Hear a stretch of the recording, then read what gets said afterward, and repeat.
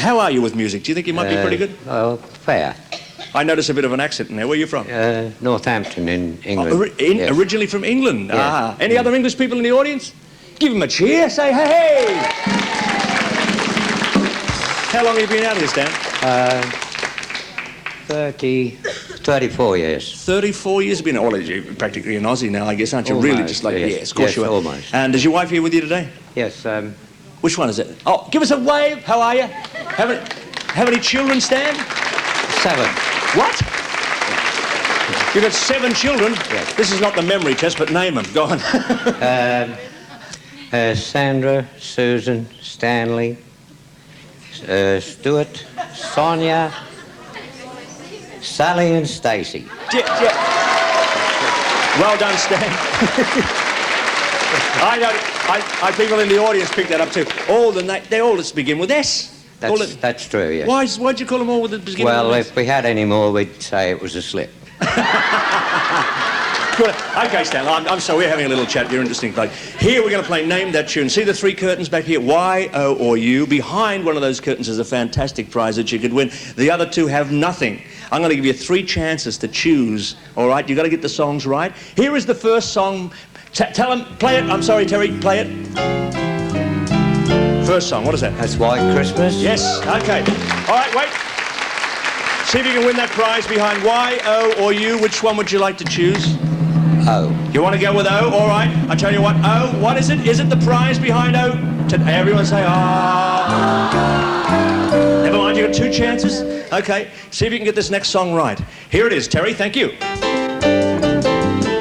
If you knew Susie with an S. Yes. With an S. Yes.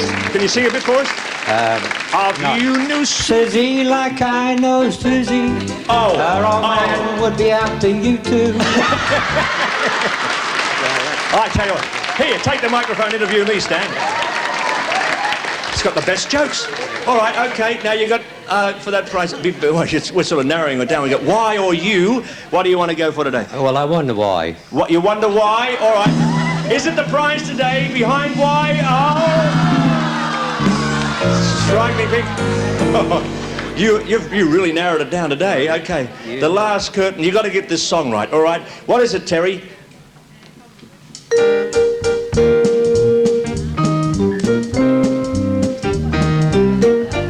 Hello, Dolly. Hello, Dolly, yeah!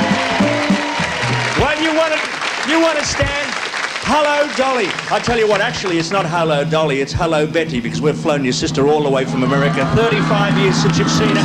That's what you've won today, mate.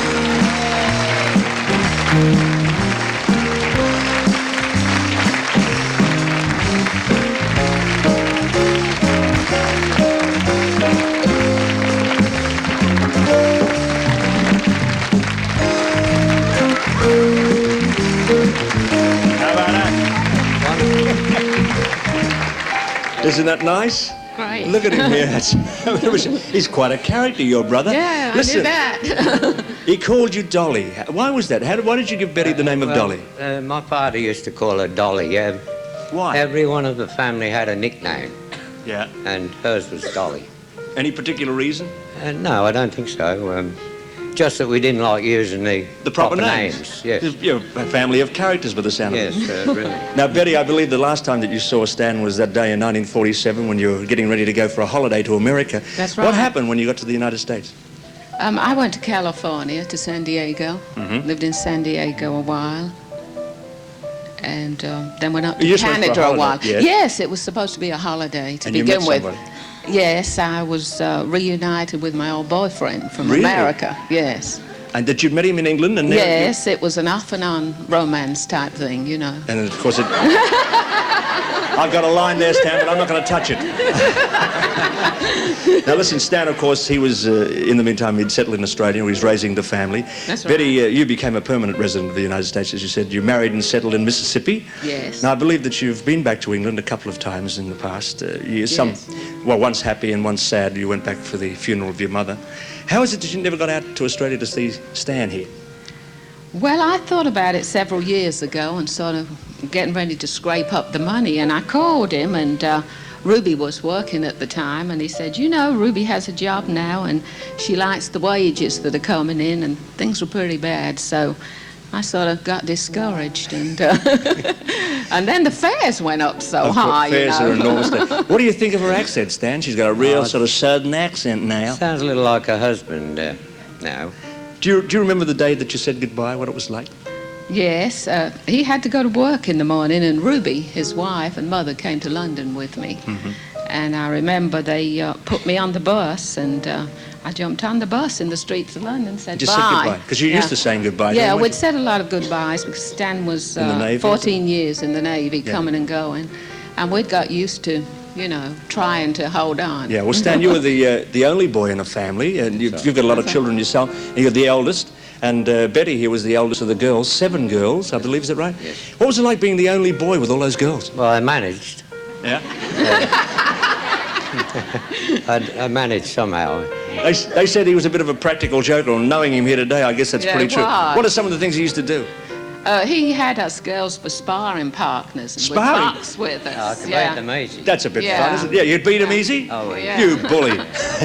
Listen, I believe that he had a very sure way of getting girls by wearing a red tie. What's the story there? Oh, that's right. He would go to the Wellingborough, the next little town, you know, and he remembers this one.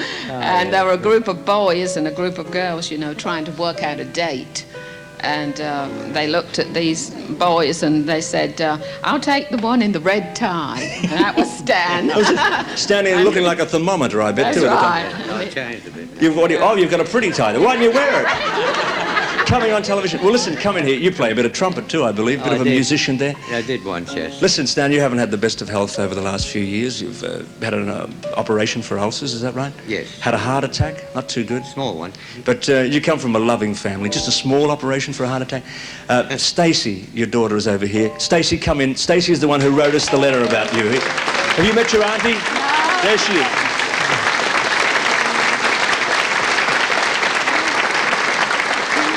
Thank you, Stacey. Come in here. Listen, you've got a loving family, mate, and you're very obviously a fun-loving sort of bloke. You're going to have a lot of time here with your sister again. She's going to spend some time with you. And this family is going to sort of, maybe, I think they'll be the sort of medicine that you've been needing for a little while now. Okay, so you go away and have a nice time, the lot of you there. Stacey, thanks again for writing. Thank them, ladies and gentlemen. Thanks for coming all that way. All the way from America. Thanks, Betty. They're going away. We'll be back.